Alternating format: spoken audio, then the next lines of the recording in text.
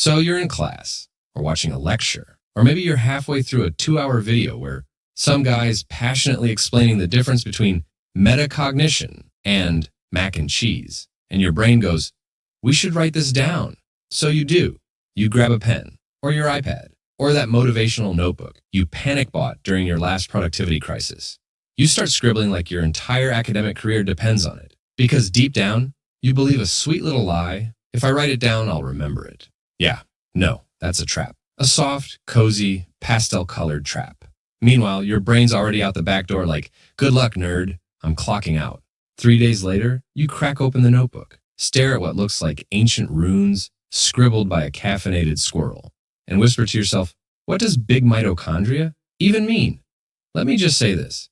Taking notes isn't learning. Taking notes is storing. And if you never touch them again, congrats. You've built a beautifully organized graveyard, a mausoleum of misunderstood biology terms. Most people take notes and then do nothing with them. Maybe highlight a few lines, rewrite the title in glitter gel pen, then forget the notebook exists until the night before the exam, when existential dread comes knocking. And then they ask, why can't I remember anything? Because your brain never had to remember it. You outsourced that job to a spiral-bound intern. So, is taking notes bad? Nah. But treating it like the whole system? That's where the myth begins.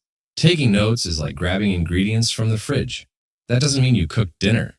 You still gotta chop, stir, scream into the void, taste test, and burn your thumb on the academic stove. Step 1. Take notes. Like a detective, not a dictation machine. If you're writing down everything, congrats.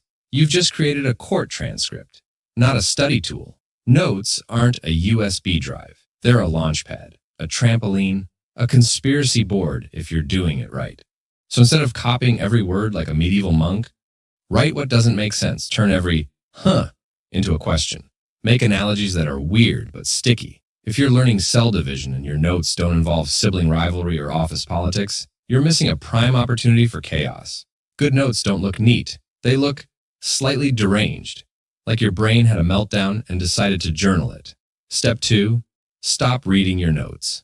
Start fighting them. Reading your notes isn't studying. It's reminiscing. It's like scrolling through your own academic cringe compilation. Instead, use your notes. Hide them. Quiz yourself. Try explaining the concept to your little cousin who still thinks mitochondria is a Pokemon. If the best you can do is, it's like the energy guy, yeah, back to work. The goal isn't to recognize, it's to retrieve. And if your whole plan is read it again until it sticks, you're basically shaking a snow globe and hoping it forms an essay. Step 3. Make notes. Futureproof for the goblin version of you. You're not writing notes for today you, who's feeling productive and full of ambition. You're writing for future you, the sleep-deprived midnight goblin eating cereal out of a mug. So be nice. Add comments like, this still makes no sense, but meh. Draw a confused stick figure labeled me. Make your notes friendly, chaotic, and human. Because when Goblin You opens those notes in panic mode, you'll want something that makes them laugh before the breakdown begins.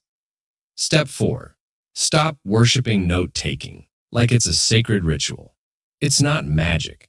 It's not a spell that guarantees results. At best, it's scaffolding. At worst, it's productive procrastination in disguise. If you want to actually learn something, teach it. Talk out loud. Quiz yourself. Yes, your roommate will think you finally snapped, but weird, greater than failure. Step 5. Accept that real learning feels terrible at first. Why do people love taking notes so much? Because it feels like progress. It's tidy, it's controllable, it's satisfying. It tricks you into thinking, wow, I'm killing it. But real learning is chaos. It's awkward silence. It's getting stuff wrong. It's Googling glycolysis 5 times and still thinking it's a Greek dessert. And then, boom, the click. That rare golden oh moment. It never comes from highlighting the same line for the 8th time while slowly leaking tears. It comes from doing the hard thing, actually engaging. Final step. Be honest with yourself. Next time you grab your notebook, pause.